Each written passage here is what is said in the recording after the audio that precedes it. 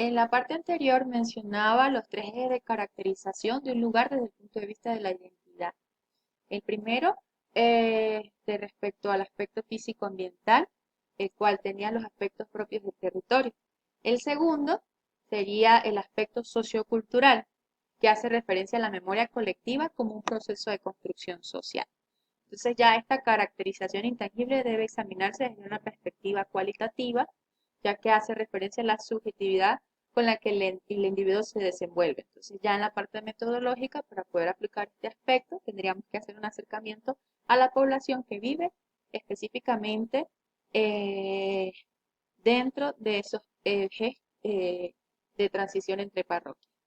Y lo tercero sería el aspecto histórico urbano, que es el que comprende la parte de la historia del lugar, cómo se fueron formando los primeros asentamientos, cuáles fueron los primeros ejes de crecimiento y qué situaciones llevaron a la ciudad a vivir los diferentes cambios históricos que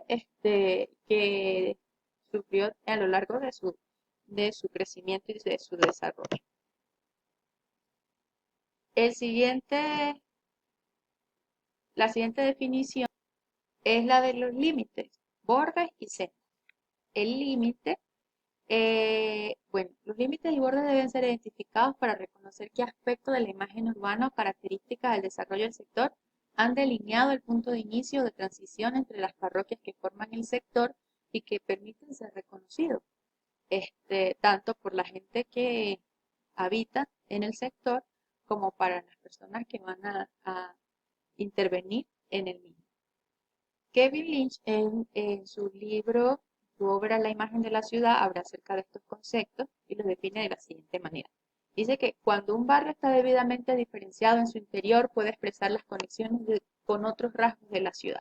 Ahora, el límite debe ser penetrable, debe ser una sutura en vez de una barrera. Un barrio puede unirse con otro por juxtaposición, hipervisibilidad, relación con una línea o un vínculo como un nodo intermedio, una senda o un barrio pequeño. Estos vínculos realzan el carácter de cada barrio y relacionan grandes sectores urbanos. El término barrio que él utiliza puede también ser utilizado como distrito o gran conjunto dentro del conjunto macro, ¿sí? Entonces, lo más importante a destacar dentro de este concepto es que el límite debe ser penetrable, o sea, no puede ser una barrera que impida la conexión, ya sea física, visual o virtual, entre los sectores que están comprendidos en el trabajo. El siguiente concepto es el de bordes y sendas. Entonces, los bordes son los elementos lineales que el observador no usa o considera sendas. Son los límites entre dos bases, rupturas lineales de la continuidad, como playas, cruces de ferrocarril, bordes de desarrollo, muros. Constituyen referencias laterales y no ejes coordinados. Estos elementos fronterizos, si bien posiblemente no son tan dominantes como las sendas, constituyen para muchas personas importantes rasgos organizadores. Entonces son elementos lineales que usualmente te delimitan cierta área, no son tan transitables como las sendas, que más adelante pues voy a explicar un poco acerca de esta definición. Sin embargo, el habitante lo lee como un importante rasgo de organización que le permite también ubicarse en medio del entorno y, y son puntos de referencia también para dirigirse a otros lugares. Y las sendas son los conductos que sigue el observador normalmente, ocasionalmente o potencialmente. Pueden estar representadas por calles, senderos, líneas de tránsito, canales o vías férreas. Para muchas personas son estos los elementos preponderantes de su imagen, como lo dice Kevin Lynch en la imagen de la ciudad. Entonces, la mayoría de las personas ve las sendas como los elementos que más utilizan diariamente y por eso son los que están más marcados dentro de su memoria urbana colectiva y le permite a la persona crear su propio concepto de imagen y cómo se identifica en la ciudad. Y bueno, otra de las definiciones que hacen parte también del proceso de investigación para el desarrollo de trabajo es el significado de umbral. Entonces, de acuerdo a Beatriz Ramírez, en su libro En la penumbra, eh, e identifica diversos umbrales y también los conceptualiza. Entonces dice, el término umbral supone un punto medio donde se establece un cambio, un traspaso o una transformación de un estado a otro. Un lugar, un umbral es un lugar eh, entre dos, entre dos lugares que pueden ser reafirmados en su valor y revalorizados por parte de la comunidad también a través del traspaso de este umbral porque se identifica. El umbral urbano también tiene una definición y es cuando ese espesor de umbral arquitectónico aumenta su escala para relacionar dos espacios de carácter colectivo dentro de la ciudad, lo denominaremos como umbral urbano. Esto lo describió la profesora Beatriz Ramírez Buscán también en su investigación y su trabajo sobre umbrales. Entonces podemos decir que el umbral urbano es una estructura entre dos espacios urbanos casi siempre heterogéneos. Es concebido como un espacio de transformación permeable que desdibuja los límites urbanos y propone la integración y el encuentro.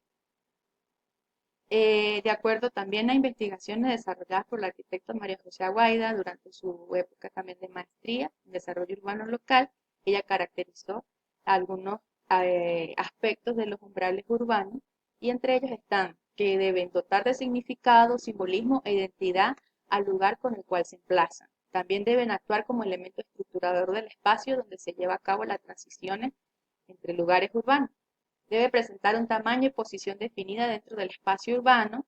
La permeabilidad física o visual es característica sine qua non del elemento umbral y plantea un recorrido real o virtual entre dos espacios que se interconectan. Esta visión del umbral también desde el diseño urbano puede ser desarrollada y aplicada desde el punto de vista de la planificación para identificar aquellos lugares que puedan ser reconocidos bajo estas características. Las primeras parroquias que fueron identificadas y consolidadas en la ciudad son las que componen el área de valor tradicional, que serían la parroquia Sagrario, Milla, Área y una parte de la parroquia El Llano.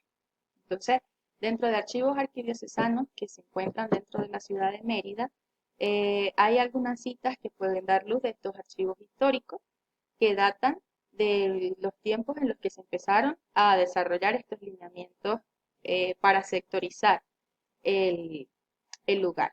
Entonces, por ejemplo, está esta cita que dice que el cuarto obispo de Mérida, de Maracaibo, Santiago Hernández Milanés, será en práctica el primero que se dedica en cuerpo y alma en organizar la diócesis.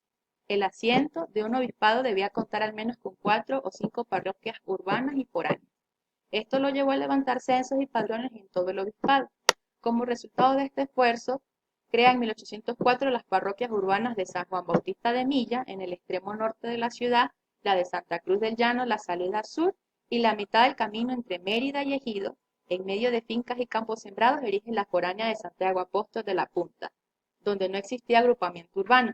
Este se formó en torno al templo, lo que terminó confiriéndole al nombre al poblado que se fue establecido a su alrededor, que es el de la parroquia. Entonces, para poder seguir creciendo y desarrollando todos los lineamientos establecidos también por las leyes de Indias y por la colonización española, era necesario que también el asiento del obispado pudiera organizarse y esa organización religiosa fue la que llevó, de cierta manera, a establecer parámetros para la organización espacial entre las parroquias de la ciudad. Entonces, bueno, como se ha estudiado ya anteriormente, la formación del área metropolitana de la ciudad proviene de sucesos históricos y culturales que se desarrollaron a lo largo de su fundación colonial y su caracterización geográfica. Estos sucesos de transformación de la ciudad son los pilares que contribuyen a la identidad cultural y social como un proceso de construcción y continua actualización. Entonces, de acuerdo al trabajo investigativo de una cantidad de docentes universitarios y el esfuerzo transdisciplinario en el estudio de la ciudad de Mérida, desde distintas perspectivas, el profesor Carlos Amaya destaca 4 periodos en el crecimiento de la ciudad a partir de su fundación en el trazado colonial. El primer periodo, que es el que corresponde al modelo de la ciudad colonial que perdura hasta finales de los años 20 del siglo XX. Esta expansión de Mérida durante la etapa colonial fue lenta, ya que desde su fundación en 1558 hasta aproximadamente comienzos del siglo XVIII permaneció con la misma traza de calles y manzanas, Esto es lo que hace referencia también a las primeras plazas que en la imagen pueden distinguirse, como la plaza central, que era la Plaza Bolívar, perteneciente a la parroquia del Sagrario, hacia el norte de la ciudad, que era lo que describí anteriormente. Se estableció la iglesia de Milla con su respectiva plaza, ya siendo parte, o sea, de la entrada de la ciudad, demarcando la entrada de la ciudad. Y hacia la zona sur creció hasta el punto de las plazas de Glorias Patria. En el área de Belén también se desarrolló una plaza en menores dimensiones porque esto venía a ser ya como parte de las actividades que se daban o que se realizaban en los perímetros de la ciudad. O sea, Belén venía a ser como el borde de la ciudad para ese tiempo y por lo tanto pues su escala de plaza no fue tan preponderante como la que se llevó en las demás del casco central. El segundo ocurre entre los años 30 y finales de los 50, que corresponde a una etapa de dispersión física de la ciudad o la ruptura del modelo colonial. ¿Por qué? Pues ya esa etapa corresponde al crecimiento urbano impulsado por la incorporación del vehículo, se empezaron a extender vías, y empieza a haber la ruptura del modelo colonial que tenía la transición entre la ciudad colonial y ya para este periodo la ciudad moderna. El tercer periodo, que es el que se asocia con un claro proceso de suburbanización que condujo entre los años 60 y 80 a la coalescencia morfológica y funcional de Mérida con la parroquia Ejido y sus ciudades vecinas.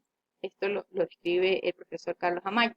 En esta etapa puede observarse la expansión de la ciudad hacia la hollada de Milla y la conexión a los chorros, lo cual obedeció al hecho de que la población rural comenzó a emigrar a la ciudad en busca de mejoras en la calidad de vida a partir de la renta petrolera. O sea, ya hay un contexto a nivel país que está afectando directamente el desarrollo de la ciudad. Y el cuarto periodo, que se inicia a partir de los años 80 y que corresponde a la etapa que ha dado origen a la orden extendida más allá de otros centros urbanos como Tabay y Lagunilla. Entonces, en esta parte central del área metropolitana se ve como el municipio Libertador se extendió tanto hacia el norte como hacia el sur. Esta es una imagen actual de un levantamiento de los planos que se hicieron para las vías y las ubicaciones de todos los. En cuanto a los antecedentes, voy a hablar de dos antecedentes que tienen mucho que ver también con el aspecto de la identidad y de los trabajos que se han hecho a lo largo de bordes y ejes para realzar ese aspecto dentro de la territorialidad. La identidad urbana como categoría de análisis, que es una lectura a partir de los atributos espaciales de las poblaciones ribereñas del Magdalena, es un trabajo que realizó el arquitecto Herrera Ana en el año 2017 y toma los criterios de la lectura territorial a partir de la identidad urbana que proponen todos los componentes de una guía aplicable, permitiendo reconocer los atributos urbanos de un asentamiento y por lo tanto sus cualidades identitarias. El producto fue un cuadro síntesis que elaboró la autora que consolida la propuesta metodológica basada en las dimensiones de la identidad urbana, sus criterios y los atributos espaciales para ser aplicados posteriormente a dos sectores de ese caso de estudio que ella tomó, que fue el río Magdalena. Y finalmente, después de entender toda la forma como cada uno de los criterios se configura en el tiempo y a lo largo de la historia del asentamiento, se definen sus atributos urbanos característicos. Entonces, la propuesta para la definición de estos atributos conjuga dos aspectos principales, los criterios de lectura aplicados y las tres dimensiones de la identidad urbana que expliqué anteriormente. El segundo antecedente tiene que ver con la articulación como estrategia proyectual, que habla de nuevas fronteras urbanas. Esto tiene que ver mucho con la articulación como espacios urbanos que integran y encausan diversos flujos dentro de la ciudad. La autora lo describe de la siguiente manera, dice que la articulación como estrategia no puede aislarse porque integra, transforma y transporta. Apostamos que la articulación es un potencial urbano, integra fragmentos, transforma en el tiempo y consolida por área. Entonces, de acuerdo al esquema que maneje cada casco urbano, se puede identificar si existen o no existen barreras y si hay espacios que pueden revitalizarse para configurarse como una articulación y estudiarse como una estrategia proyectual en el caso de las nuevas fronteras urbanas.